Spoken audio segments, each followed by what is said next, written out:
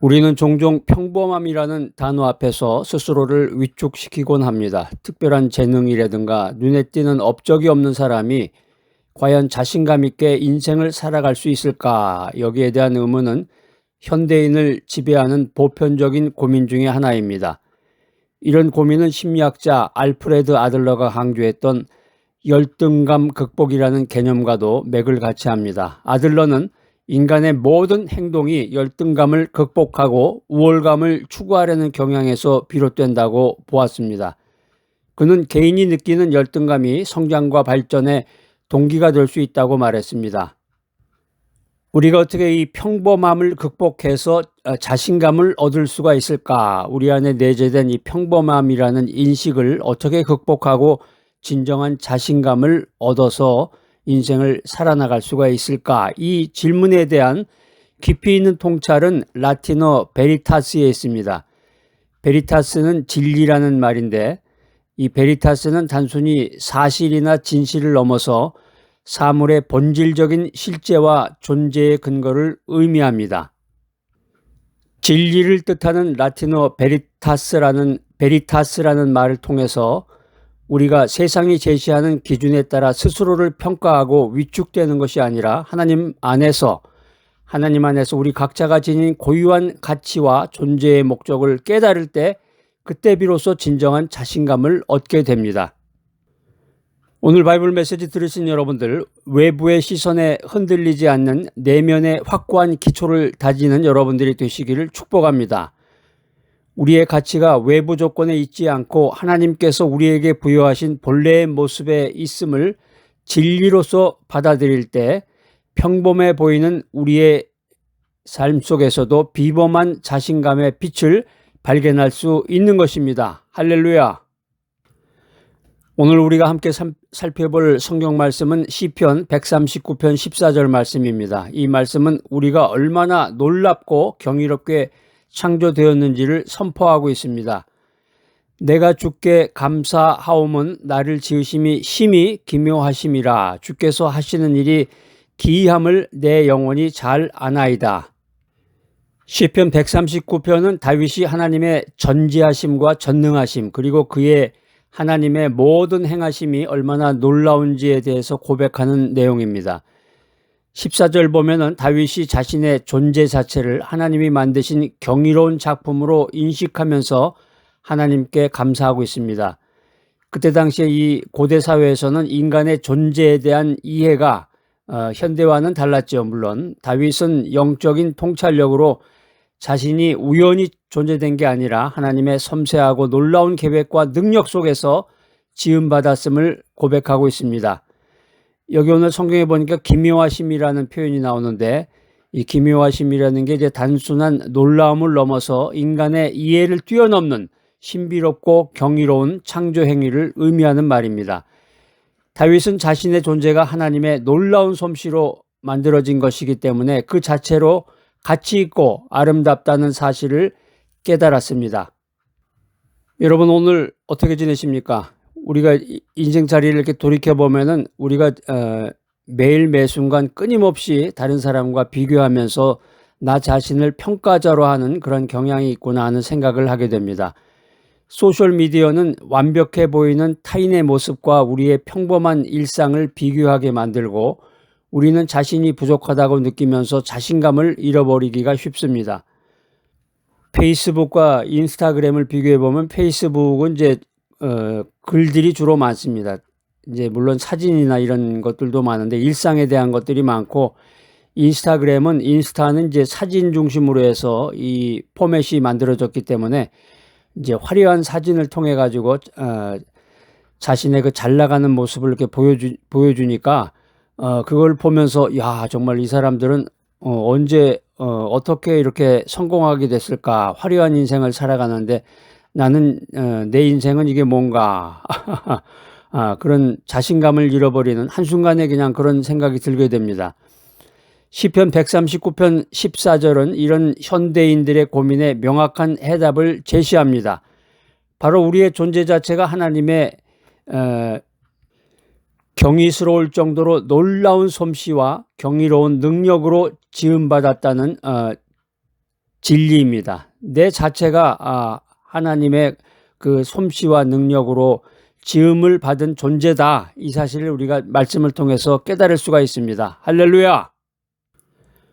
우리가 아무리 평범하다고 느낄지라도 우리는 하나님의 관점에서 볼 때 지극히 특별하고 유일무이한 존재입니다. 그렇죠. 내가 이제 생각해 보면은 평범한 인생을 특출나게 인터넷에 내 이름을 검색해 봤을 때 이름이 나오는지, 내 이름이 검색이 되나요? 내 이름 석자를 네이버, 한국에서 이제 네이버를 쓰고 미국에서 이제 구글을 쓰는데, 네이버에서 내 이름을 쳤을 때 내 이름에 대한 그런 기사들이 쭉 나는지, 구글에서 내 이름을 쳤을 때 내 이름에 대한 기사들이 쭉 나오는지, 또 유튜브에다가 이름을 집어넣었을 때 나의 그 업적들이 뭐 나오는지, 대부분의 사람들은 그런 거하고는 관계가 없는 거죠. 그래서 요즘 보면은 이제 화려하게 유튜브 같은 데 보면 뭐 화려하게 그냥 AI의 그 사용법에 대해서 이건 뭐 이렇고 뭐 굉장합니다. 뭐 어쩝니다. 뭐 이렇게 떠들지만, 근데 가만히 보면 그게 이런 평범하게 인생을 살아가는 사람들하고는 사실은 아무런 관계도 없는 얘기예요. 그거 써먹을 데가 없잖아. 평범한 사람들이 뭐 자기 동영상이나 영화를 만들 필요도 없는 거고, 물론 이제 가족의 뭐 생일 파티라든가 뭐 특별한 날 이렇게 해서 만들지는 모르지만, 그건 뭐 어쩌다 한번 특별한 날 하는 거지 매일마다 뭐 거기에 매달려 가지고 할 이유가 없는 거죠. 공장에서 찍어내듯이 똑같은 제품이 아니라 우리 한 사람 한 사람이 정성을 다해서 하나님께서 디자인하시고 만드신 명품과도 같은 존재가 바로 나 자신입니다. 내가 가진 단점이라고 생각하는 것도 하나님의 큰 그림 안에서는 유익한 부분이 될 수 있습니다. 왜냐하면 하나님이 나를 만드신 분이시니까. 하나님이 나를 만드셨다고 굳게 믿는다면은 하나님이 나를 만드신 목적이 있을 거 아니에요? 목적도 없이 하나님이 만드실 이유는 없고, 하나님은 전능하시고 하나님은 전지하신 분이신데, 나의 외모라든가 학력이라든가 재능이라든가 직업이라든가 어떤 이런 세상적인 기준에 갇혀서 나 스스로의 가치를 폄하하는 경우가 많습니다. 그래서 뭐 매일마다 거울 보면서 뭐 이렇게 뭐 뜯어 고친다 그러는데, 뭐 이것도 어떻게 하고, 돈이 있으면 강남에 성형외과 가서 제 얼굴을 이런 여기저기 해가지고 이제 뜯어 고치겠죠. 그래가지고 갑자기 이제 친구들이 만나다가 어느 날 갑자기 오랜만에 만나게 되면 못 알아보는 거예요. 얼굴이 바뀌어서. 요즘은 이제 인터넷 과정으로 공부할 수 있는 기회들이 또 많이 있습니다. 그래서 자기 자신이 관심이 있고 결심만 있다 그러면은 공부 못한 거에 대해서 또 보충할 수도 있는 거고, 우리가 믿음 안에서 나의 연약함과 부족함까지도 하나님의 은혜가 머무를 수 있는 통로가 될 수 있다. 이런 확신이 있어야 되겠습니다. 오늘의 핵심 메시지입니다. 비교를 멈추고 나만의 유일성을 발견해라. 그러니까 우리가 살아가면서 끊임없는 비교 속에서 살아가는데, 나는 왜 저 사람처럼 똑똑하지 못할까? 나는 저 사람처럼 왜 이렇게 잘나질 못했을까? 나는 왜 저 사람처럼 화려한 인생을 살지 못할까? 나는 왜 저 사람처럼 명품 해외여행을 다니지 못할까? 뭐 이런 생각 저런 생각, 별의별 생각을 다 하죠. 왜 내 자식은 이렇게 성공하지 못할까? 이런저런 생각들이 우리의 자신감을 좀먹고 불안감을 증폭시킨다라는 거예요. 요즘에 이제 갓생살기라는 게 이제 유행인데, 이런 트렌드에 휩쓸리다 보면은 타인의 완벽한 삶을 모방하게 만들고 결국에 가서는 자신만의 고유한 가치를 잊게 만듭니다. 우리가 성경을 읽어보면은 우리 각자가 특별한 존재로 창조되었음을 분명히 말하고 있습니다. 고린도전서 12장 4절로 7절 말씀입니다. 은사는 여러 가지나 성령은 같고 직분은 여러 가지나 주는 같으며 사역은 여러 가지나 모든 것을 모든 사람 가운데서 이루시는 하나님은 같으니 각 사람에게 성령을 나타내심은 유익하게 하려 하심이라. 오늘 말씀에서 주목할 헬라어가 하나 있는데 디아이레시스입니다. 이 디아이레시스라는 말은 나눔, 분배, 다양성, 이제 이런 뜻을 가지고 있습니다. 고린도전서에서 이 단어는 성령의 은사가 다양하게 주어졌음을 설명할 때 사용되어지고 있습니다. 오케스트라의 각 악기가 고유한 소리를 내서 아름다운 화음을 이루는 것과 같습니다. 여러분 이제 가끔 가다가 그 오케스트라 연주하는 거 이제 듣고 뭐 유튜브에서도 우리가 들을 수가 있고 베를린 필하모니의 뭐 멋진 연주, 베토벤의 뭐 멋있는 음악 같은 거 이런 거 뭐 들을 수가 있잖아요. 그런데 오케스트라라는 게 악기가 여러 개죠. 여러 개의 악기가 있는데 야, 저 바이올린이 너무 멋있다. 바이올린 소리가. 그렇다고 해서 모든 사람이 다 바이올린을 갖고서 한다 그러면 오케스트라라는 게 존재할 수가 없고 각 악기가 고유한 소리를 내서 화음을 이루어야 되는데 그게 깨지는 거죠. 하나님은 우리 각자에게 특별한 은사와 재능을 주셨고 이건 비교의 대상이 아니라 서로를 보완하고 유익하게 하기 위함입니다. 매일마다 살아가면서 SNS를 하면서 또 사람을 만나면서 자꾸 비교를 할 게 아니라 서로 보완하고 유익하게 하기 위해서 이렇게 서로가 다르게 저 사람은 또 화려하게 보일 수도 있고 저 사람은 좀 수수하게 보일 수도 있고 이렇게 서로 보완하고 유익하게 하기 위해서 하나님이 이렇게 다양한 사람들을 만들었구나. 이 사실을 우리가 성경을 통해서 깨달아야 되겠습니다. 고린도전서 12장에 있는 말씀은 우리가 가진 은사와 재능이 모두 다르지만 그 근원은 하나님에게 있다는 것을 강조하고 있습니다. 손가락이 모두 길이가 다르고 모양이 다르죠. 이 기능도 다르고 이 모든 것이 하나의 손을 이루는 것처럼 우리 각자의 개성이라든가 능력이 다르다고 하는 것은 열등함을 뜻하는 게 아니라 저거 못났다. 엄지손가락, 새끼손가락이 작은데 이거는 으뜸이고 이거는 꼴찌다. 이런 걸 말하는 게 아니라 다양성을 의미한다. 열등함이 아니라 다양성을 의미한다. 이 사실을 깨달아야 되겠습니다. 우리가 살아가는 현대사회는 획일적인 성공의 기준을 제시하면서 우리를 그 프레임에 맞추려고 하지만 하나님은 우리의 다름을 인정하시고 그 안에서 하나님의 뜻을 이루어 가십니다. 나의 부족함이라 생각했던 부분이 오히려 나만의 강점이 될 수가 있고 남들과 다른 나의 모습이 바로 하나님의 창조하신 고유한 아름다움임을 깨달아야 합니다. 할렐루야. 평범한 인생을 살아가면서 자신감을 갖는다라고 하는 것은 진정한 자신감이라고 하는 것은 다른 사람과의 비교에서 오는 것이 아니다. 오늘 이 사실을 여러분들 분명히 깨달으시길 바랍니다. 내가 하나님의 특별한 피조물이로구나. 이 사실을 인정하고 나만의 고유한 칼날을 찾아내서 그것을 빛내는 것이 하나님께 영광을 돌리는 것이다 라는 것입니다. 남과 다른 나 자신을 인정하고 사랑할 때 우리는 비로소 진정한 자신감을 얻고 평범해 보이는 삶 속에서도 특별함을 발견할 수 있습니다. 할렐루야. 우리의 삶 속에서 실천할 수 있는 삶의 원칙입니다. 약점 속에서 하나님의 강함을 경험하라. 약점 속에서 하나님의 강함을 경험하라. 우리는 흔히 자신의 약점을 숨기려고 하고 완벽해 보이려고 노력합니다. 그런데 아이러니하게도 진정한 강함은 자신의 약점을 인정하고 그 약함 속에서 하나님의 능력을 구하는 데서 나온다는 것입니다. 고린도후서 12장 9절로 10절 말씀입니다. 나에게 이르시기를 내 은혜가 네게 족하도다. 이는 내 능력이 약한 데서 온전하여 짐이라 하신지라. 그러므로 도리어 크게 기뻐함으로 나의 여러 약한 것들에 대하여 자랑하리니 이는 그리스도의 능력이 내게 머물게 하려 함이라. 그러므로 내가 그리스도를 위하여 약한 것들과 능욕과 궁핍과 박해와 곤고를 기뻐하노니 이는 내가 약한 그때의 곧 강함이니라. 오늘 말씀 중에 살펴볼 헬라어는 라스데네이아입니다.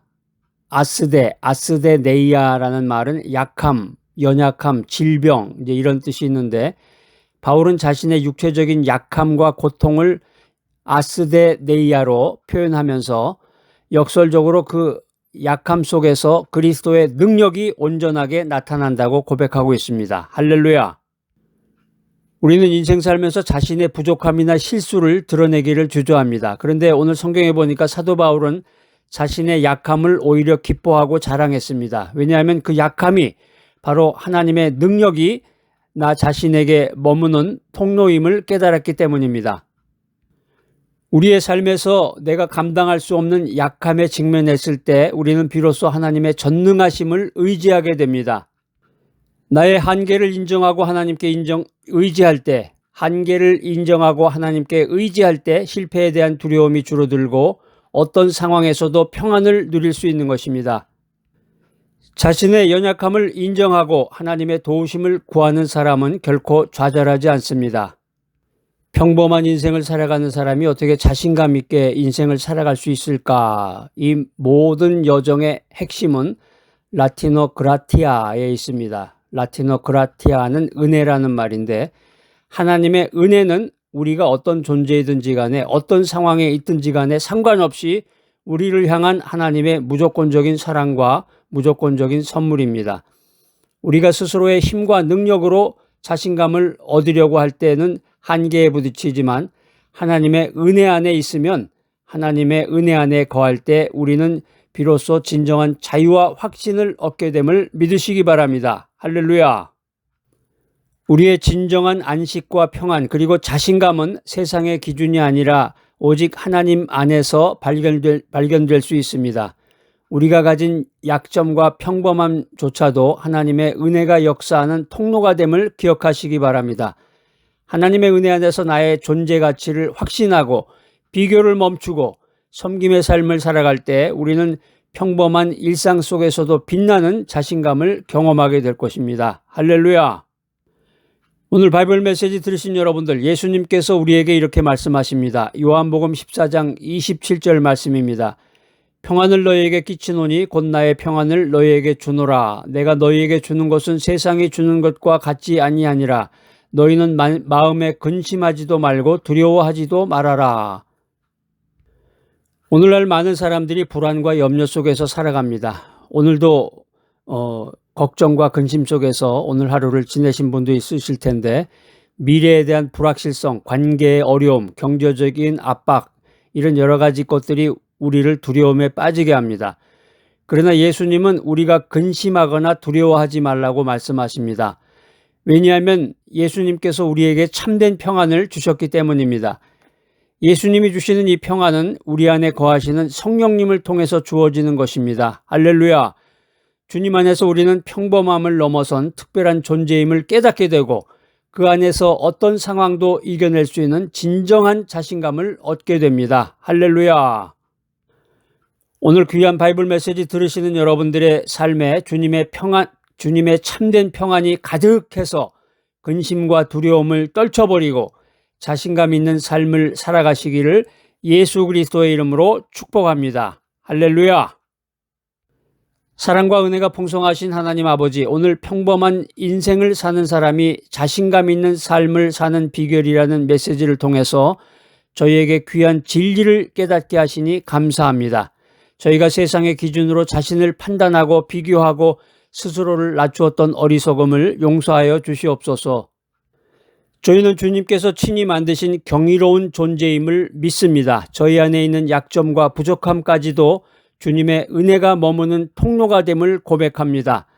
비교의 굴레에서 벗어나서 저희 각자에게 주신 고유한 재능과 은사를 발견하게 하시고 그 은사를 통해서 주님의 영광을 드러내며 섬김의 삶을 살아가게 하여 주시옵소서. 저희의 힘으로는 연약하지만 저희에게 능력 주시는 주님 안에서 모든 것을 할 수 있음을 확신합니다. 할렐루야. 우리의 모든 삶을 통해서 주님께 감사와 영광을 돌리게 하여 주시옵소서. 저희의 삶이 주님 안에서 새로운 시작이 되기를 간절히 소망하오며 예수 그리스도의 이름으로 기도드립니다. 아멘.